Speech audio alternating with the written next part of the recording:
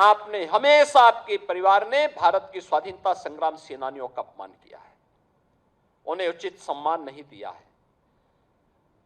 याद करिए, भारत के एक महान स्वाधीनता संग्राम सेनानी हुए वीर सावरकर, एक ही जन्म में दो दो आजन्म कारावास की सजा हुई थी वीर सावरकर को।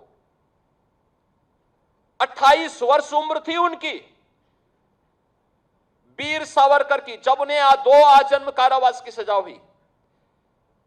सेलुलर जेल अंडमान में, एक ही जेल में दोनों भाई बंद हैं और 10 वर्ष तक वीर सावरकर अपने भाई को नहीं देख पाए। तो अचानक एक दिन जब कोलू में तेल पीरने के लिए वे उनको ले जाया जा रहा था, तब उनकी नजर अपने भाई पे पड़ी। अपने भाई के सामने जाते हैं, कहते तुम यहां कैसे आए? उसने कहा मैं भी इस जेल में बंद हूं, एक ही परिवार। और जब वीर सावरकर के नाम पर सरदेय अटल बिहारी वाजपेयी जी की सरकार ने पोर्ट विलियर के एयरपोर्ट का नामकरण किया था, तो कांग्रेस ने वीर सावरकर का नाम हटा दिया था, उनका नाम हटा दिया था। इन्हें नेताजी सुभाष चंद्र बोस स्वीकार्य नहीं, इन्हें लौह पुरुष सरदार वल्लभ भाई पटेल स्वीकार्य नहीं। मैं उस दिन काकोरी में एक बात देख रहा था, और वह मैं देख रहा था एक सचिंद्र नाथ बख्शी काकोरी ट्रेन एक्शन की घटना में, ट्रेन एक्शन, मेरी बात सुनना, ट्रेन एक्शन की घटना में वह भी दोषी ठहराए गए थे, उनको आजन्म कारावास की सजा हुई थी। यह देश जब आजाद हुआ उन्हें मुक्त किया गया।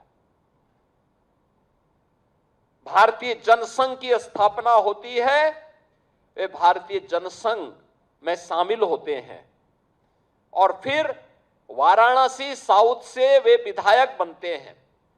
उन्होंने उत्तर प्रदेश विधानसभा में इस बात को कहा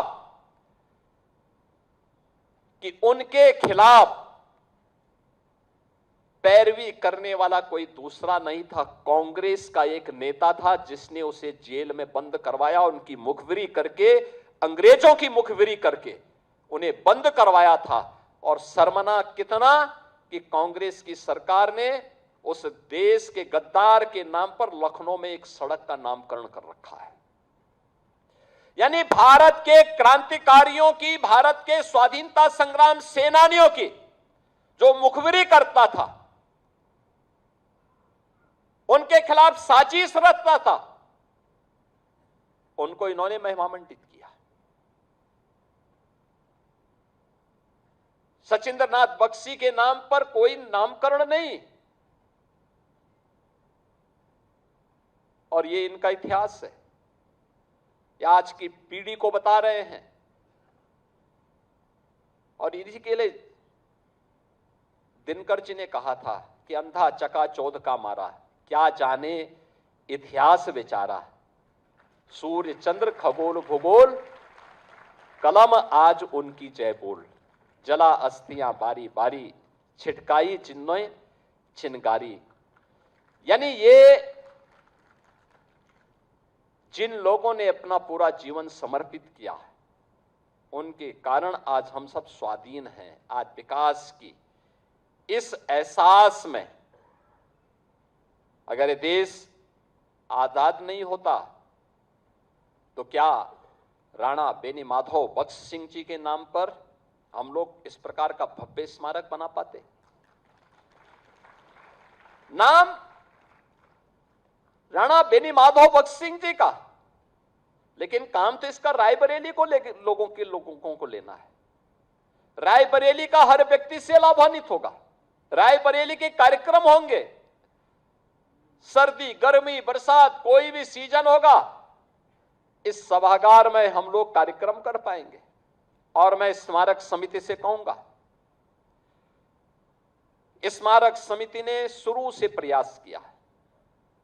यहां के स्थानीय विधायक और स्थानीय जनप्रतिनिधियों ने इसमें सहयोग किया। मुझे उस समय यहां आने का अवसर प्राप्त हुआ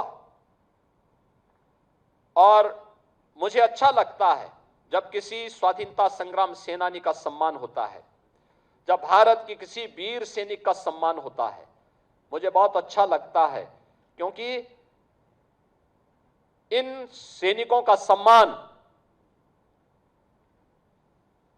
उन क्रांतिकारियों का सम्मान, स्वाधीनता संग्राम के लिए अपना सर्वस्व न्यौछावर करने वाले उन महापुरुषों के प्रति किया जाने वाला योगदान हमें हमेशा आगे बढ़ने के लिए एक नई प्रेरणा देगा।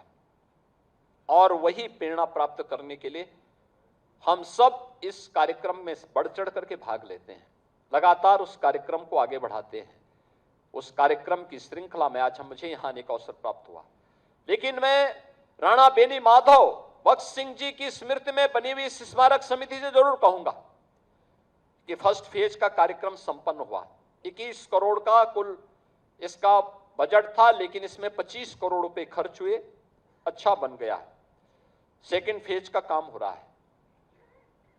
यहां पे जब मूर्ति लगे, राणा बेनी माधव भगत सिंह जी के साथ बीरा पासी की मूर्ति को भी लगाइए, उनके उन सहयोगियों की मूर्तियों को लगाइए, क्योंकि जब हम एक होकर के इस लड़ाई को आगे बढ़ाएंगे तो देश की स्वाधीनता बनी रहेगी। अन्यथा आपने कल देखा होगा, कांग्रेस के लोग केवल विरासत का अपमान ही नहीं करते। कल कांग्रेस के प्रदेश अध्यक्ष का आपने आचरण देखा होगा, हनुमानगढ़ी में दर्शन करने जाते हैं और बाहर जाकर के मछली का दावत उड़ाते हैं, ये राम राम चिल्लाते हैं। बेशर्मी की भी एक सीमा होती है। किसने कहा था फिर मंदिर जाने के लिए? अरे जो खाना था बाहर खा लेते, अयोध्या के बाहर खा लेते। लेकिन उनके कार्यालय में ये है इनका दोहरा आचरण।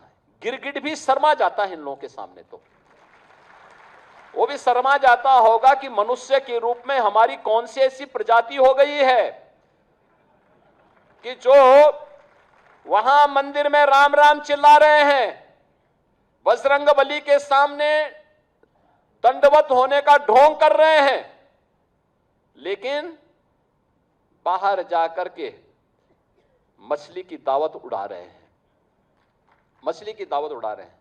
इनकी पुराना इतिहास है इस प्रकार का। प्रदेश अध्यक्ष कांग्रेस का, इनके भाई की हत्या की थी एक माफिया ने, और यह व्यक्ति उस माफिया के खिलाफ बयान देने के लिए नहीं गया, बल्कि उसके सामने उसके घुटने टेक करके नतमस्तक हो गया। अपने भाई के हत्यारे को यह व्यक्ति दुर्दांत माफिया के सामने घुटना टेक चुका था। और तो सरकार आई, इस सरकार ने फिर रगड़ करके उसकी भूसी निकाल दी।